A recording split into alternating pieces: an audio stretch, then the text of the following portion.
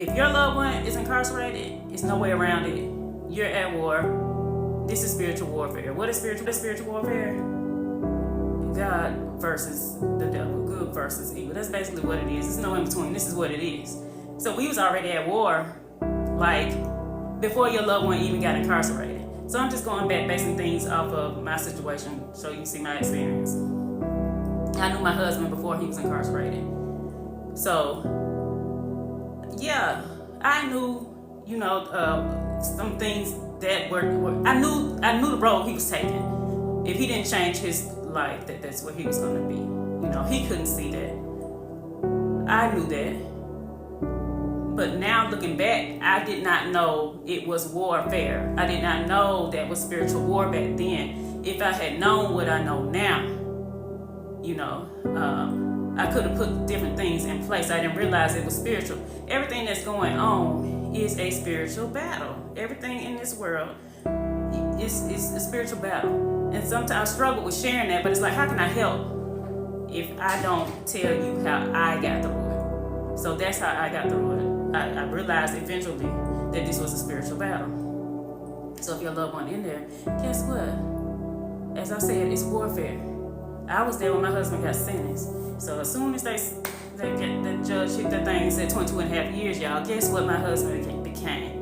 And some of y'all gonna be like, now you reaching. But I'm not reaching. He became a POW. Because see, we're talking about a spiritual battle. This is a spiritual war. So the enemy has launched an attack on your loved one. Now your loved one is in prison. What is a POW? Here's the definition. A person who is captured and held captive by an opposing power during or immediately after a period of armed conflict. You might be like, armed conflict? Y'all, the conflict is the spiritual battle. Now they're captured by the system. So we got, for real, POWs over here. Our loved ones are POWs. So we're in a spiritual battle. So what do you do with spiritual battle? You have to know what type of weapons to use. So Ephesians 6:12 says, for our struggle is not against flesh and blood, but against the rules, against authorities, against the powers of this dark world, and against the spiritual forces of evil in the heavenly realms. That's Ephesians 6:12. That's spiritual warfare. That's where we at with this system. Because what happens is when people the system is not focusing on what's beneath the surface. They're surface seers. This is what we see. This is the crime you committed. Okay, now we're going to throw you away. We ain't even going to go beneath the surface. We just going to let you sit there and do this time the way you do it, knowing that now you got to come back. A lot of times, majority of people are coming back home. But if they ain't even gone beneath the surface to see what the issue is, then how are we expecting people to come back home and be productive citizens? How are we expecting them to come back home and possibly not end up back in prison if we're not going beneath the surface? If we're not dealing with the traumas that they've been dealt with, if we're not going into the childhood traumas while they're in there to rehabilitate, how are we helping them?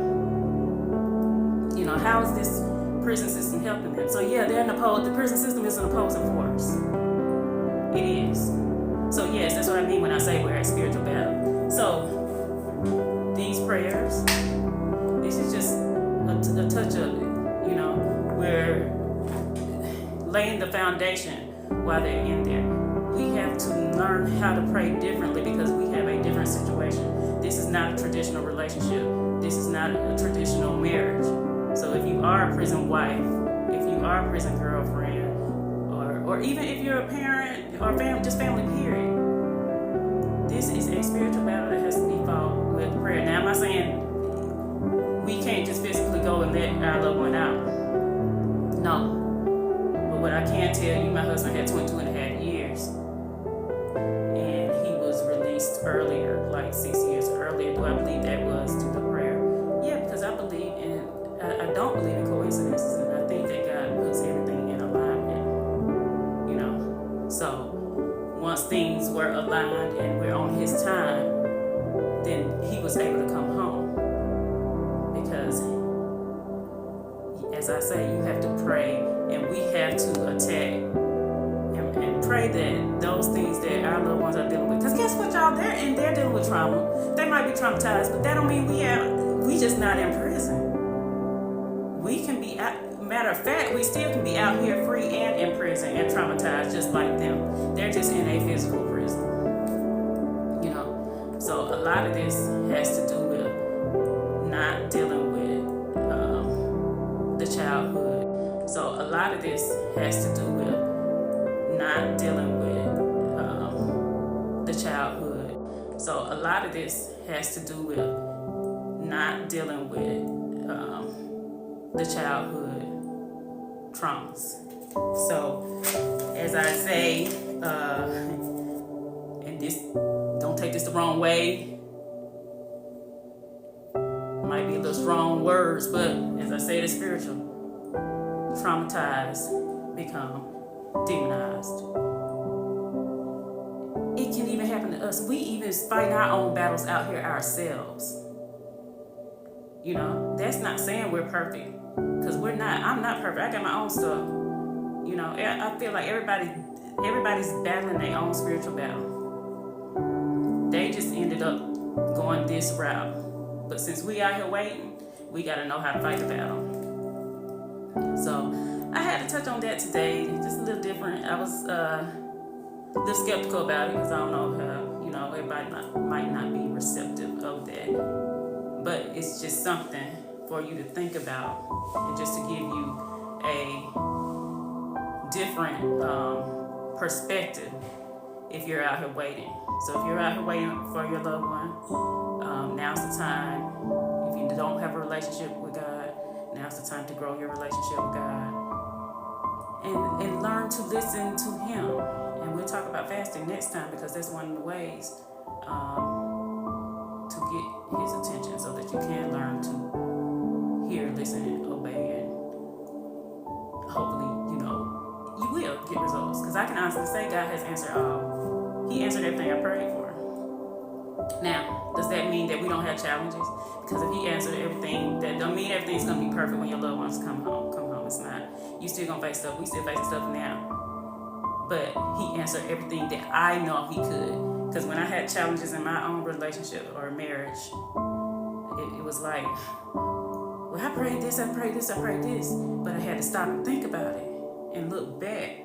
He answered everything that he could. But we have our own free will. So I got my own free will. My husband got his own free will. Whatever we do is what we do. So we still gonna have issues. You still gonna have challenges. But the thing is, are you gonna fight for those, to beat those challenges?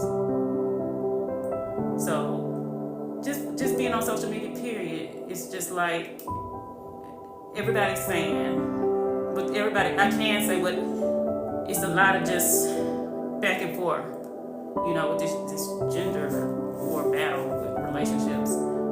But what I can say, I think we all agree on, is marriage is under attack. And if marriage is under attack, that means family is under attack. And if families are broken, then that's why we got the country we have now today. It's crazy out here. It ain't supposed to be this crazy, But it is, because we have broken families. And we're not fighting for our families. And if you're waiting on your loved one, you chose to fight for your family. There's nothing wrong with that. There's nothing wrong with fighting for your family. They will have you out here thinking you're not supposed to fight. It's a spiritual battle. God created marriage. So this really, like we ain't thinking, it's not hard to see. God created marriage. So if he created marriage, why are we not going back to him? To resolve, he wants families, traditional families. But we ain't willing to fight for traditional families. If everybody runs, what are we going to have? Nothing's going to be solved. So somebody got to stay and fight. And I believe if you're a prison wife, I believe you should consult with God to see if you should stay. And if He told you to stay, then you got to fight the battle. He told you to stay for a reason. You know, people don't see this side of it. They don't see the struggle that we go through. I didn't know that's why I stayed. I didn't know that's why He had me there. But now I know. So that's just day one, y'all. I just wanted to touch on and put out there to you about spiritual warfare. That yes, we are at war. Yes, and one thing I didn't mention, because I did mention trauma, and I gotta say this. I said that the system's not going beneath the surface. We're not going beneath the surface. We're just fighting each other. But just like at war, I ain't been in no war.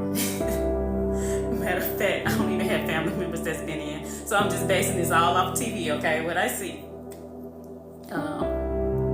You got the enemy that's camouflaged sometimes, right? Well, that trauma is camouflaged. It's camouflaged within us. It's camouflaged within our loved ones. So we have to learn to see and pray that it's no longer camouflage, so we know what we're dealing with. So anyway, that's what I have for you today on day one, Prayers of a Prison Wife Challenge. Pray this prayer with me. God, I just want to thank you for my loved one's life. So many lost their lives to the same choices that my loved ones made, but you allowed him to still have breath in his body. Although we don't want him in prison, I thank you that he uses his time to realize the choices he's made and takes advantage of this time to better himself through you. He may not understand your plan, as I don't at occasions, but your plan is better than any plan we could ever imagine. I'm thanking you that this is a setback and it's preparing him for his setup. Amen.